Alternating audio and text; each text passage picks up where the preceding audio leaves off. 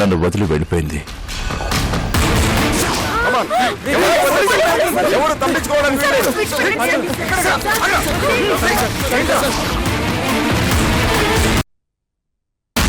వదిలేండి సార్, నాకేం తెలుసు sir. Please sir, please sir, వదిలేండి సార్. వద్దు సార్, ప్లీజ్ సార్, వదిలేండి సార్, నాకేం తెలీదు. కానిస్టేబుల్ లాకరా. సార్ మీకు దండం పెడతాను సార్, నన్ను వదిలేండి సార్. కానిస్టేబుల్ ఆ కఫ్ సెట్ ఇవ్వు. Please sir, sir sir please sir. Sir వద్దు సార్, వద్దు సార్, ప్లీజ్ సార్, వద్దు సార్.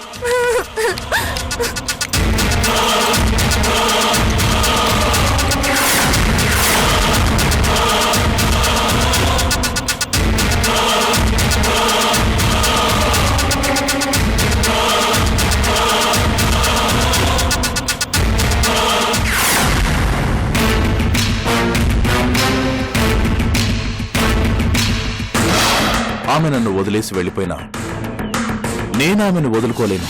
She my life.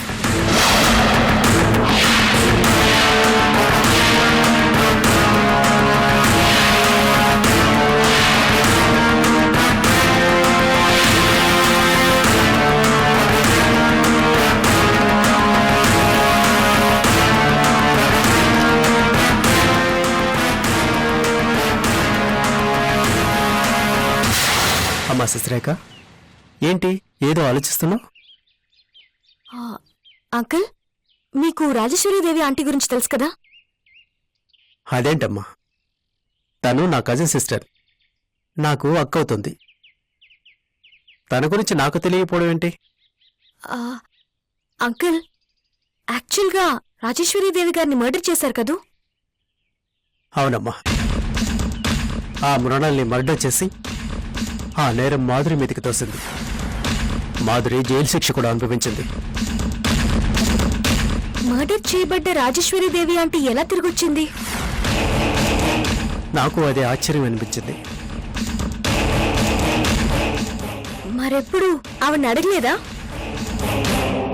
అప్పటికే మా మధ్య రిలేషన్ దెబ్బతింది. అడిగేంత ధైర్యం చేయలేకపోయాను. కానీ విన్నదాన్ని బట్టి తెలిసింది ఏంటంటే రాజేశ్వరీదేవిని స్వామీజీ బ్రతికించారు. కానీ వెంటనే రాజావారిని కలిస్తే ఆయనకు ప్రాణగండవని ఆగిపోయింది. మరి ఇన్నేళ్ళు ఆవిడెక్కడుందో తెలిసిందా? ఫారిన్లో ఉంది అంటారు. డీటెయిల్స్ ఇంత నాకు సరిగ్గా తెలియవమ్మా.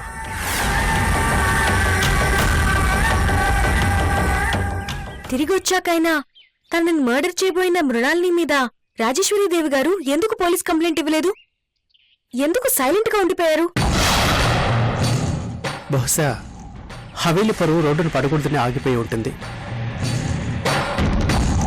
పైగా హవేలికి వచ్చిన వెంటనే ఆమెని రాజేశ్వరీదేవిగా రాజావారి యాక్సెప్ట్ చేయకపోవడం కూడా ఒక కారణమే ఉండొచ్చు. రాజేశ్వరీదేవి గారు రాజావారు కలిసే ఉంటున్నా ఎందుకు వాళ్ళిద్దరి మధ్య తెలియని దూరం కనిపిస్తూ ఉంటుంది? మీరు అబ్జర్వ్ చేశారా? అవునమ్మా. ఎందుకలా? నాకు తెలిసి రాజేశ్వరీదేవి గారికి నువ్వంటే ఎంతో ఇష్టం. పైగా మీ పెళ్లి దగ్గరుండి జరిపించింది. ఇప్పుడు ఆ టాపిక్ ఎందుకు? సందర్భం వచ్చింది కాబట్టి చెప్తున్నాను. మీరు చెప్పదలుచుకుంది ఏంటి అంకుల్? రాజేశ్వరీదేవికి నువ్వు క్లోజ్ కాబట్టి డైరెక్ట్గా నీ డౌట్స్ అన్ని ఆవిడ్ని అడిగితే తీరుస్తుంది కదా అని. అడిగితే బాగుంటుందా? ఎందుకు నీ డౌట్ ఏంటమ్మా? ఆ వేళలో ఉంది రాజేశ్వరీదేవి కాదంటావా? నోను, రాజేశ్వరీదేవి గారు కాకపోతే అంత ధైర్యంగా హవేలీలో ఎలా ఉంటారు? అంత రిస్క్ ఎలా తీసుకుంటారు? పైగా ఆస్తి గురించి కూడా ఆరాటపట్టం లేదు. రాజావారి గురించి ఆలోచిస్తూ ఉంటారు. ఇప్పుడు సడన్ గా రాజేశ్వరీదేవి గారి గురించి ఎందుకమ్మా ఆలోచిస్తున్నావు?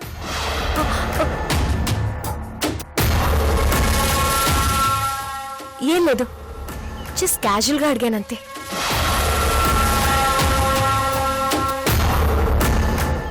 నాకు బ్యాంకులో పనుంది, నేను వెళ్ళొస్తాను.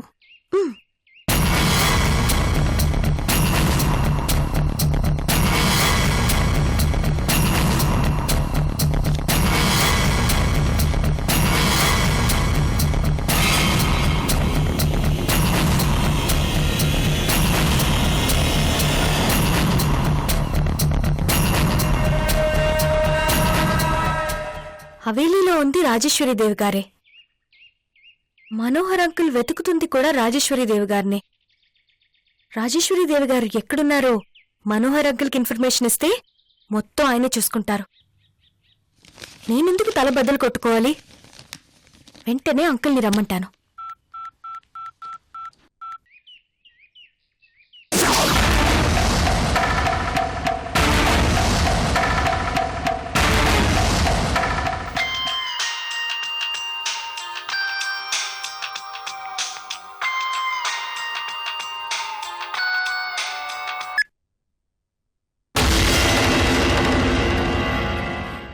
హలో అంకుల్, నేను శశిరేఖని. చెప్పమ్మా. మీతో ఒక ఇంపార్టెంట్ మ్యాటర్ గురించి మాట్లాడాలి. ఒక్కసారి ఇంటికి రాగలరా? షూర్, వస్తానమ్మా. Thanks uncle. వస్తా.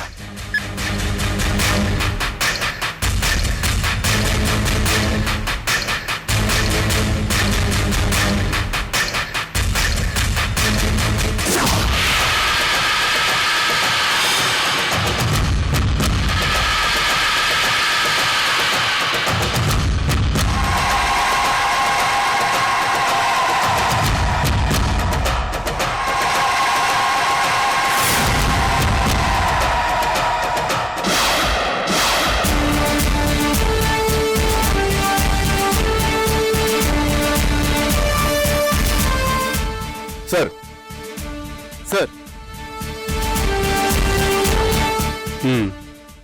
మీరు వెళ్ళండి. Okay sir.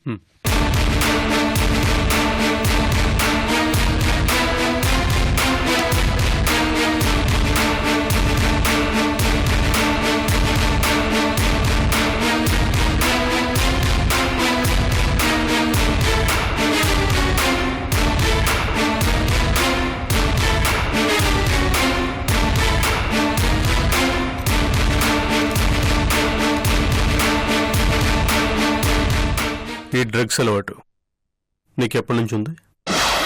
డ్రగ్స్ ఏంటి సార్? నాకేం తెలీదు. కలుసుకోవడానికి రమ్మని మా ఫ్రెండ్ పిలిస్తే వెళ్ళాను.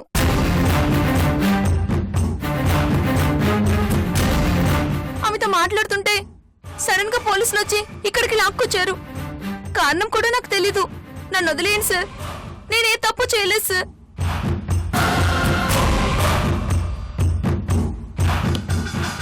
డాక్టర్ దగ్గరికి వెళ్దాం, మెడికల్ టెస్ట్ చేయిస్తా. రిపోర్ట్ నార్మల్గా ఉందనుకో, నేను నా జీప్లో మీ ఇంటి దగ్గర డ్రాప్ చేస్తాను.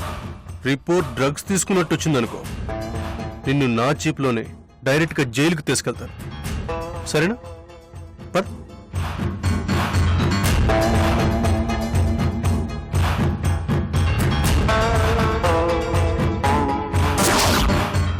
ఏమైంది? కథలు ఏంటి?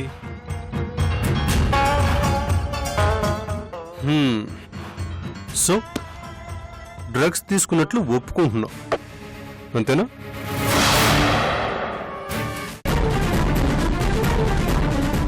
తప్పైపోయింది సార్, క్షమించండి సార్. ఎవరు అలవాటు చేశారు? ఫ్రెండ్స్. ఫ్యాషన్ టెక్నాలజీ డిగ్రీ చదువుతున్నావు, అవునా?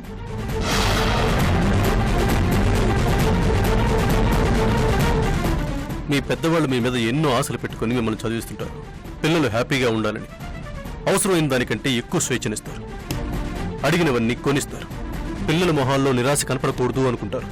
మా పిల్లలు మమ్మల్ని చదివి ఉద్ధరిస్తారు, ఎంతో పేరు తెచ్చుకుంటారు అని వాళ్ళు నమ్ముతారు. కానీ మీరు చేస్తుందేంటి? నమ్మక ద్రోహం, వెన్నుపోటు.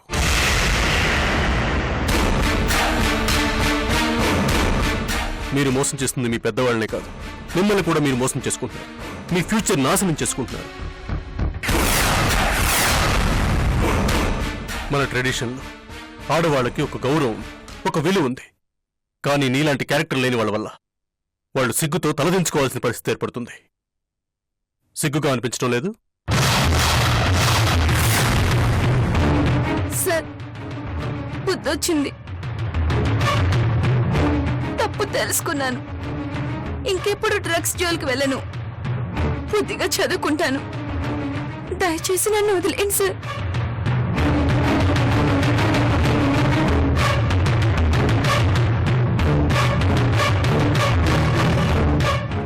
నేను ఇలా అరెస్ట్ అయ్యాను తెలిస్తే మా అమ్మ ఆత్మహత్య చేసుకుంటుంది. మీ కాళ్ళు పట్టుకుంటాను. మా అమ్మ ప్రాణాలు కాపాడండి సార్. నన్ను అరెస్ట్ చేసి కేసు బుక్ చేస్తే నా జీవితం నాశనం అవుతుంది. కాలేజ్కి రానివ్వరు. నలుగురిలో తలెత్తుకుని తిరగలేను.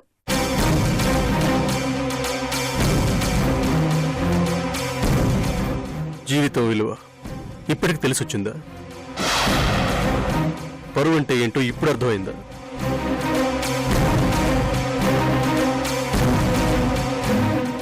నీకు నీ జీవితం ఎంత ముఖ్యం, ఎదుటి వాళ్ళకి వాళ్ళ జీవితం కూడా అంతే ముఖ్యం. ఒప్పుకుంటావా? నువ్వు నీ జీవితాన్ని నాశనం చేసుకోవటం కన్నా ఎదుటి వాళ్ళ జీవితాన్ని నాశనం చేయటం ఇంకా తప్పు. అది తెలుసా? సార్, నేనెప్పుడు ఎదుటి వాళ్ళ జీవితం నాశనం చేయలేదు సార్. Harish, yes sir. బాగా గుర్తుకు తెచ్చుకో. Take your own time. కానీ నిజం చెప్పాలి.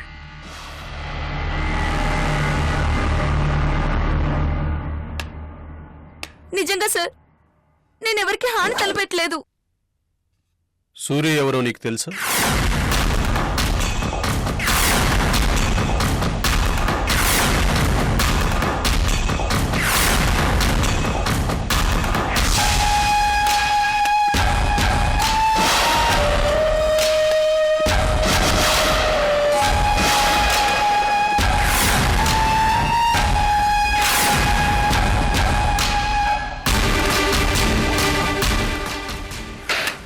నిన్నే అడిగేది. సూర్య ఎవరో నీకు తెలుసా? తెలుసు సార్. ఎలా తెలుసు? అతనికి నీకు మధ్య ఉన్న రిలేషన్ ఏంటి? సార్, అవన్నీ ఇప్పుడు తెలియాలి. సూర్య ఎవరో? నేనంటే ఇష్టపడుతూ నా వెంట పడుతున్న ఓ Romeo sir.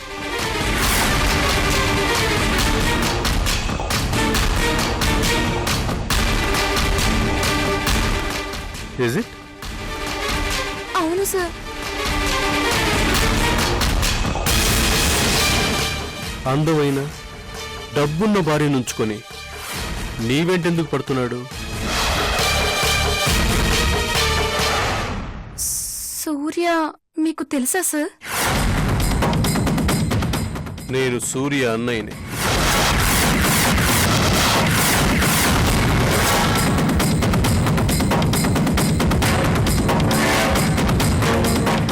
He is my cousin. సూర్య నాకంతా చెప్పాడు. నీ జీవితాన్ని నాశనం చేసుకోవడమే కాకుండా ఇంకో 2 జీవితాలతో ఆడుకుంటున్నావు. నీ అబద్ధాలతో వాళ్ళిద్దరిని దూరం చేస్తున్నావు, కలవనీయకుండా చేస్తున్నావు. ఇప్పుడు నేను నీ మీద ఉన్నవి లేనివి అన్ని కేసులు పెట్టి జైల్లో వేశాననుకో, నీ జీవితం ఎటూ కాకుండా పోతుంది.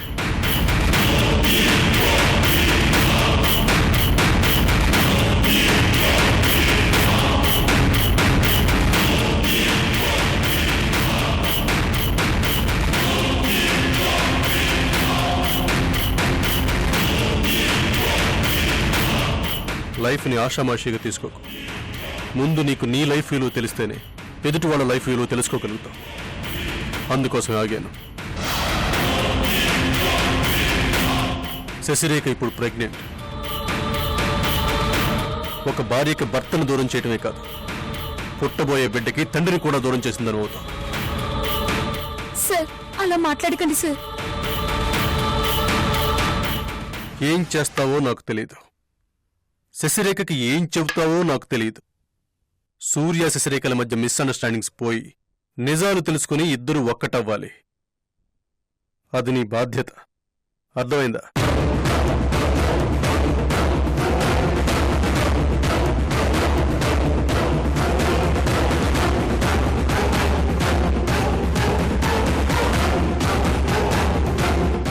ఆ కండిషన్ మీద నిన్ను వదిలిపెడుతున్నాను. బయటికి వెళ్ళాక తోక జాడించావనుకో, ఇప్పటి వరకు నువ్వు మాట్లాడిందంతా అదిగో ఆ కెమెరాలో రికార్డ్ అయింది.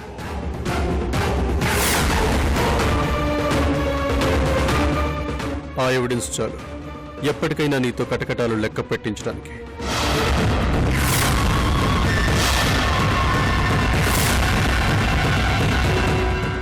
చెప్పాను కదా, నువ్వు చేసిన నేరానికి కేసు బుక్ చేసి జైల్లో పెడితే కెరీర్ ఉండదు, ఫ్యూచర్ నాశనం అయిపోతుంది.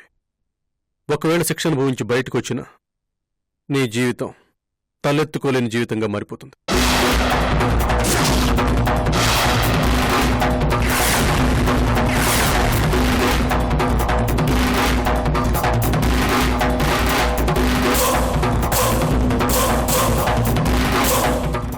కేవలం స్టూడెంట్ అని, మంచి భవిష్యత్తున్న ఆడపిల్లవని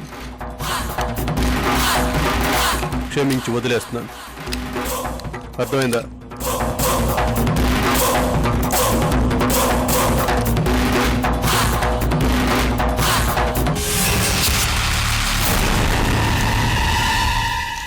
నీలో ఏమాత్రం మానవత్వం ఉన్నా, మనిషిగా బతకాలి అనుకున్నా ఇంతకంటే మంచి అవకాశం దొరకదు. నీ వల్ల విడిపోయిన ఆ ఇద్దరు అమాయకుల్ని కలిపే బాధ్యత నీదే. ఈ మాట చెప్పాలని, నీకీ పనప్ప చెప్పాలని ఇక్కడికి రప్పించాను. తేడా వచ్చిందనుకో, నా అంత దుర్మార్గుడు ఉండడు. వెళ్ళొచ్చు.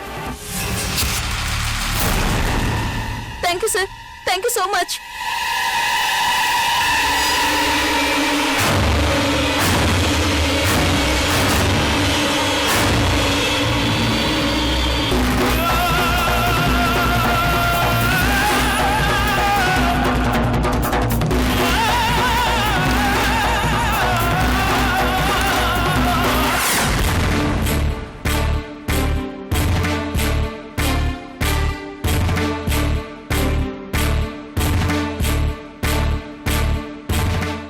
ఏంటమ్మా అర్జెంటుగా రమ్మను? రాజేశ్వరిదేవి జాడేమన్నా తెలిసిందా అమ్మా?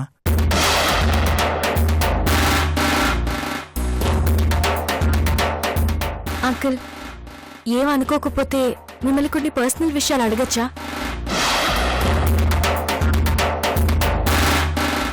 అడగమ్మా, నీ దగ్గర దాపరికమేంది? మీకు రాజేశ్వరీదేవి గారికి పెళ్ళయిందా? అదేందమ్మా గట్లడుగుతున్నావు? జస్ట్ క్యాజువల్గా అడిగాను. పెళ్ళయిందా? అయ్యింది కాబట్టే భార్య అని చెబుతున్నాను.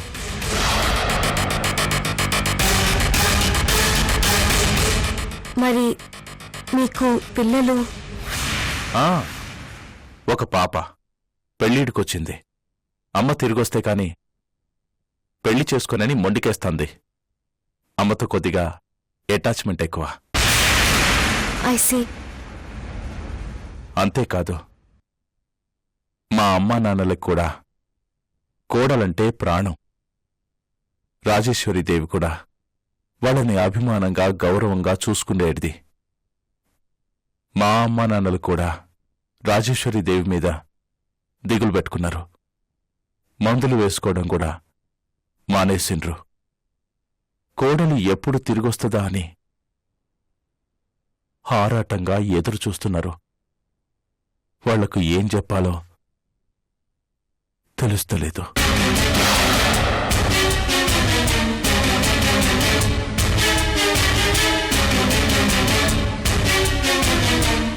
అందరూ నా వైపే ఆశగా చూస్తున్నారు. నా కారణంగానే రాజేశ్వరీదేవి వెళ్ళిపోయిందని అనుమానంగా కూడా చూస్తున్నారు.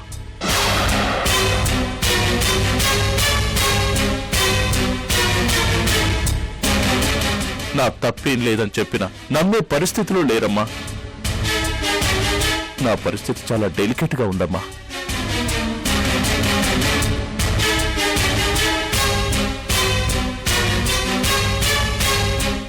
కనీసం నాకు రాజేశ్వరీదేవికి మధ్య చిన్నపాటి మనస్పర్ధలు కూడా లేవు. అయినా ఎందుకో అప్పుడప్పుడు ఆమె డల్లుగా అసంతృప్తిగా కనిపిస్తుండే. కారణం అడిగినా చెప్పకపోతుండే. వెళ్ళిపోతా అంటూ ఉండేది. ఎక్కడికో చెప్పదు. నేను ఆ విషయాన్ని సీరియస్గా తీసుకోలే. అందుకు శిక్ష.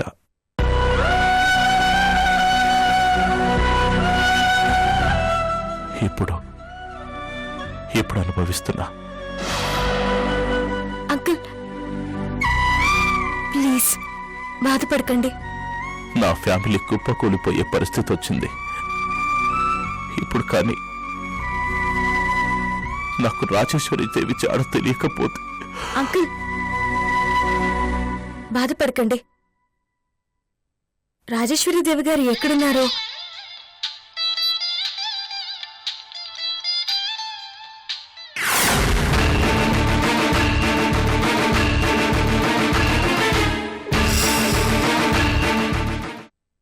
ఏంట్రా అప్పుడు బిల్ సెటిల్ చేసేసారా? అంత ఫాస్ట్గా వచ్చేసారు. ఎందుకు వచ్చావు? నన్ను వదిలిపెట్టవా? పో, వెళ్ళిపో.